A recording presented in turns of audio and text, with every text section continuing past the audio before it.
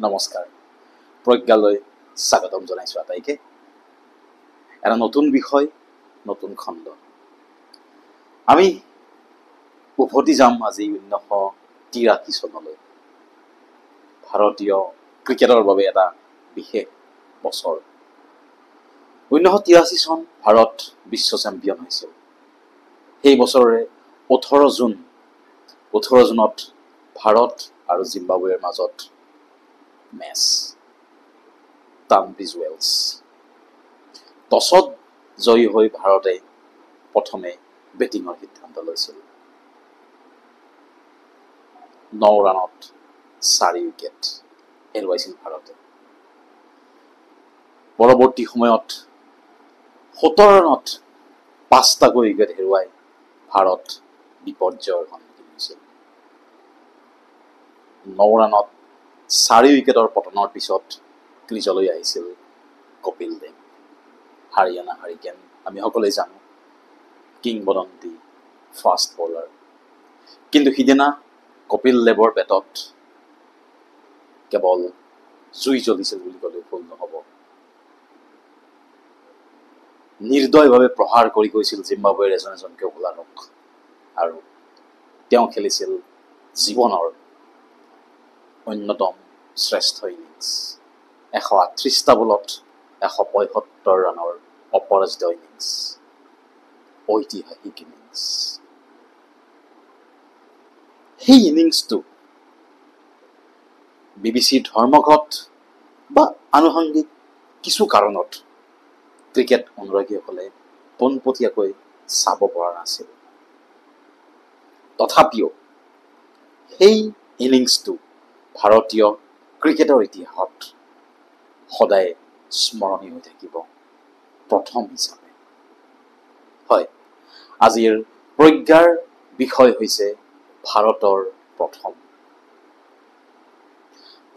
প্ৰথম বুলি ক'লে আমি প্ৰথমতে ভাৰতৰ ৰাষ্ট্ৰপতিৰ কথা ক'ব লাগিব ডক্টৰ ৰাজেন্দ্ৰ প্ৰসাদ আমি সকলোৱে জানো ঠিক তেনেদৰে প্ৰথমগৰাকী প্ৰধানমন্ত্ৰীৰ কথা পণ্ডিত জৱাহৰলাল নেহৰুৰ কথা আমি সকলোৱে জানো ঠিক তেনেদৰে উচ্চতম ন্যায়ালয়ৰ প্ৰথমগৰাকী মুখ্য ন্যায়াধীশ আছিল হৰিলাল জে কানিয়া আৰু বৰ্তমান DY চন্দ্ৰচূড় আমি তথ্যসমূহ যেতিয়া বিশ্লেষণ কৰিম তথ্যসমূহ যেতিয়া চৰ্চা কৰিম তেতিয়া কি হ'ব আমি প্ৰথমগৰাকীৰ লগতে বৰ্তমানগৰাকীও আমি মনত ৰখাৰ দৰকাৰ প্ৰথমগৰাকী যেনেকৈ অতীতৰ বৰ্তমানৰ গৰাকী কাৰেণ্ট এফেয়াৰ্ছ বুলি ধৰি ল'ব লাগিব বিভিন্ন প্ৰতিযোগিতামূলক পৰীক্ষাই হওক কুইজ প্ৰতিযোগিতা হওক বিভিন্ন ক্ষেত্ৰত এই দুটা কথা আমি লক্ষ্য ৰাখিব লাগে যে বৰ্তমানৰ গৰাকীৰ কথা আমি যেতিয়া পঢ়ি যাওঁ মনত ৰখাৰ চেষ্টা কৰোঁ ঠিক তেনেদৰে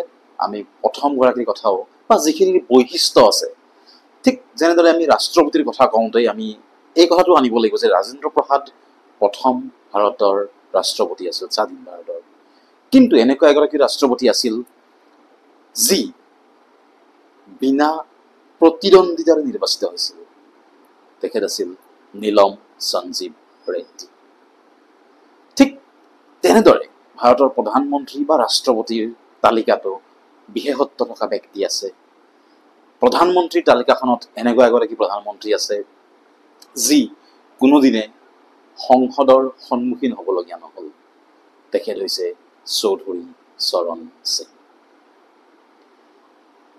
এই বিশেষত্ব থকা লগতে প্ৰথম আৰু শেহতীয়াগৰাকী বিশেষকৈ আমি গুৰুত্ব সহকাৰে চৰ্চা কৰিব লাগে মনত ৰাখিব লাগে বাকীসকলকো ৰাখিব লাগে কিন্তু প্ৰথমগৰাকী সদায় স্মৰণীয় বুলি কোৱা হয় আৰু বৰ্তমানগৰাকীৰ কথাও বিভিন্ন পৰীক্ষাত আহে ঠিক আমি যেনেকৈ উচ্চতম ন্যায়ালয়ৰ কথা ক'লোঁ একেদৰে আমি লোকসভাৰ অধ্যক্ষৰ কথা আমি ক'ব পাৰোঁ লোকসভাৰ প্ৰথমগৰাকী আমাৰ ভাৰতৰ লোকসভাৰ প্ৰথমগৰাকী অধ্যক্ষ আছিল গণেশ বাসুদেৱ মাভলাংকাৰ GP মাভলাংকাৰ আৰু বৰ্তমানগৰাকী আমি জানো ওম বিৰলা তাতেও দুটা বৈশিষ্ট্যপূৰ্ণ কথা আছে যে এতিয়ালৈ মাত্ৰ দুগৰাকী মহিলাই ভাৰতৰ লোকসভাৰ অধ্যক্ষৰ পদত অধিষ্ঠিত হৈছে তেখেতসকল হৈছে মীৰা কুমাৰ আৰু সুমিত্ৰা মহাজন এই দুগৰাকী মহিলাই লোকসভাৰ অধ্যক্ষ পদত অধিষ্ঠিত হৈছে এতিয়ালৈ ঠিক তেনেদৰে আমি যদি বঁটাৰ বাহনৰ ক্ষেত্ৰৰ কথালৈ আহোঁ, তেতিয়াহ'লে আমি সৰ্বোচ্চ সন্মান বুলি যিটো নবেল বঁটাৰ কথা কোৱা হয়, এই নবেল বঁটা লাভ কৰা প্ৰথমগৰাকী ভাৰতৰ প্ৰথম হিচাপে নবেল বঁটা লাভ কৰিছিল 1913 চনত ৰবীন্দ্ৰনাথ ঠাকুৰে, তেখেতৰ গীতাঞ্জলি নামৰ কবিতা পুথিখনৰ কাৰণে। আৰু তেখেত আছিল প্ৰথমগৰাকী অনা ইউৰোপীয় ব্যক্তি। তাৰ আগলৈ ইউৰোপীয় ব্যক্তিয়ে সাহিত্যত নবেল পাইছিল, কিন্তু প্ৰথমগৰাকী এছিয়াৰ আৰু অনা ইউৰোপীয় ব্যক্তি হিচাপে তেখেতে সাহিত্যৰ নবেল বঁটা লাভ কৰি বাট মুকলি কৰিছিল নবেল বঁটাৰ ক্ষেত্ৰত। ঠিক তেনেদৰে বিশ্বৰ সৰ্বোচ্চ সন্মান বুলি কোৱা হয় অস্কাৰ বঁটা। এই অস্কাৰ বঁটা লাভ কৰা প্ৰথমগৰাকী ভাৰতীয়ৰ নামটো আমি মনত ৰাখিব লাগে। তেখেত হৈছে ভানু আথাইয়া।